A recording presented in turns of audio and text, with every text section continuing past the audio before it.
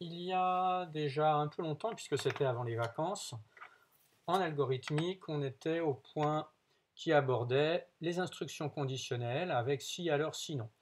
On avait vu différentes situations avec seulement if, par exemple ici, puis on avait vu if et else, donc si, alors, et puis on avait commencé avec certains langages.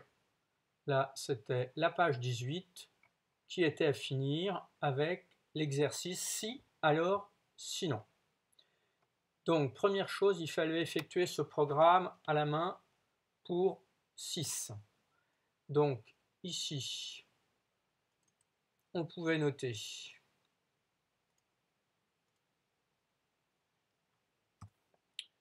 alors pour 6 est pair. Donc, s'il est pair, on le divise par 4.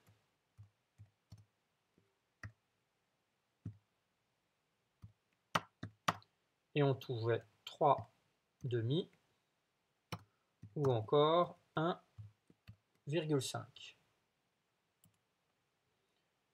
Ensuite, on s'intéressait à l'autre cas qui était 13. 13 est un nombre impair. D'où, cette fois-ci, on faisait 13 fois 3, moins 1. Ça fait 39 moins 1, 38. Ensuite, on voulait écrire ce programme, donc qui est bien avec un si, alors, sinon. S'il est pair, alors on le divise par 4.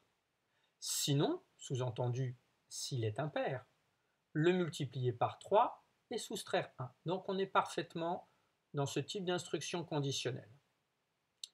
Alors pour ça, je vous donnais des aides avant d'écrire le programme. Pour un nombre n pair, le reste de la division euclidienne de n par 2. Donc tout nombre pair, si on le divise par 2, le reste est toujours 0. Donc ça, c'est ce que tu as dû écrire, ou le reste est nul. Donc ça s'écrit comme ceci: A pourcentage B 2 points renvoie le reste de la division euclidienne de A par B. Exemple, si on tapait ceci, ça donne le reste de la division euclidienne de 17 par 2, soit 1. En effet, la division euclidienne, je te rappelle depuis la troisième que ça s'écrit comme ça. À ce moment-là, le reste ici, il vaut bien 1. Donc, on peut affirmer que 17 est impair. Alors, ensuite, il fallait compléter ici. Alors déjà, la première ligne, on n'avait pas à la compléter. J'avais indiqué les 3 lignes qu'il fallait compléter.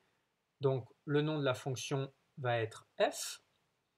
N va être le nombre considéré. Donc, if.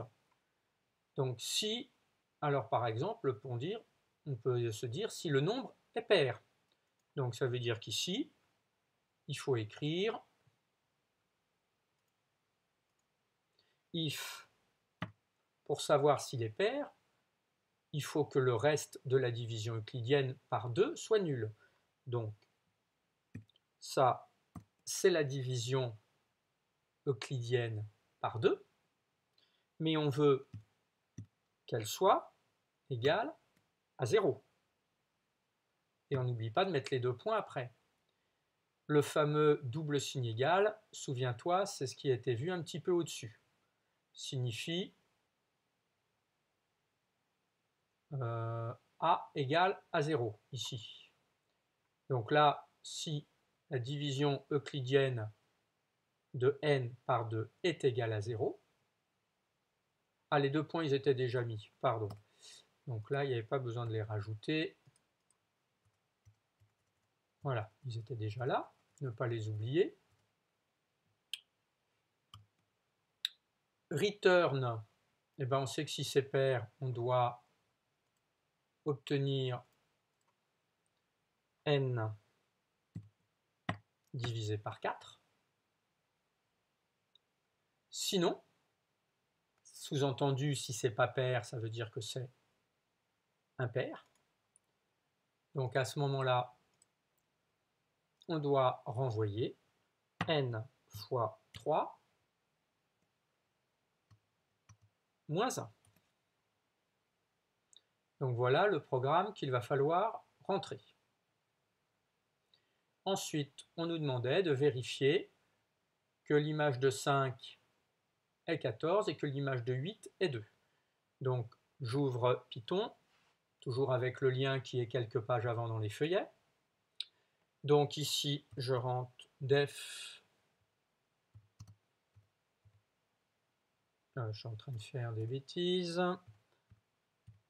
F de n, 2 points.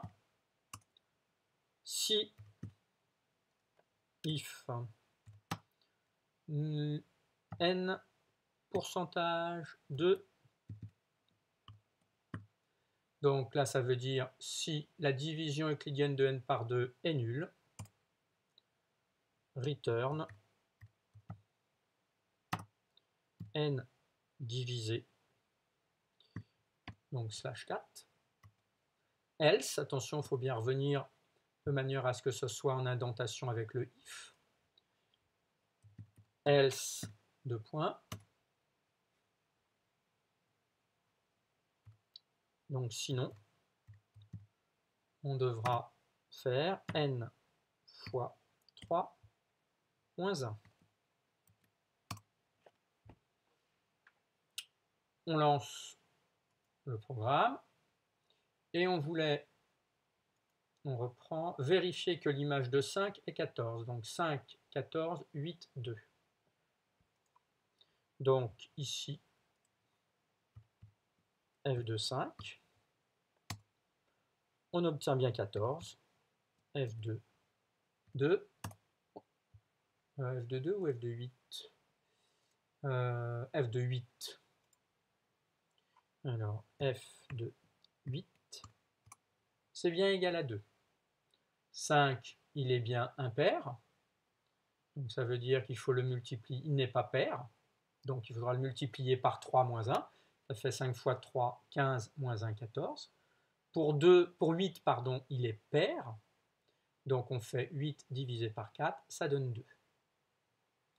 Alors, on pouvait aussi, ici, au lieu de faire si le nombre est pair, on aurait pu faire si le nombre est impair.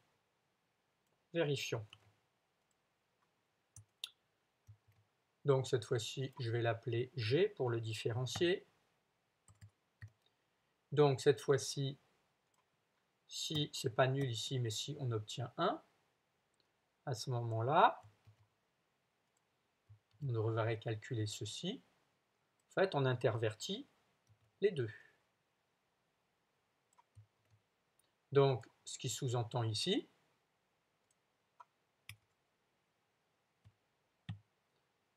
ça veut dire si la division euclidienne par 2 a pour reste 1, nous on sait, d'après ce qui a été vu ici, que le nombre est impair,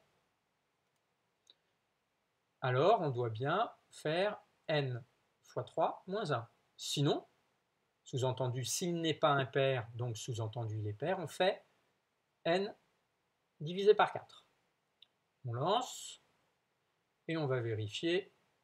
Qu'est-ce qui se passe? Ligne 7. Ah oui, là je ne suis pas bien placé. Voilà, il fallait que je me mette bien en indentation ici. Moi, je peux remonter d'une ligne. Et en plus, il y avait une petite vaguelette. Alors allons-y pour G de n. Tiens, on va refaire. Alors, F, c'était, je reprends F, c'était 5 et 8. Donc, F de 5, F de 8. Et normalement, en faisant G de 5 on obtient bien toujours 14. Et G de 8, on obtient bien toujours 2. Donc les deux possibilités étaient justes. Ensuite, on demandait de vérifier pour 6 puis 13, donc ce que l'on avait fait ici. Alors, F de 6, on obtient bien 1,5, et F de 13, 38. C'est bien ce que l'on avait obtenu à la question précédente. Et c'était tout pour aujourd'hui.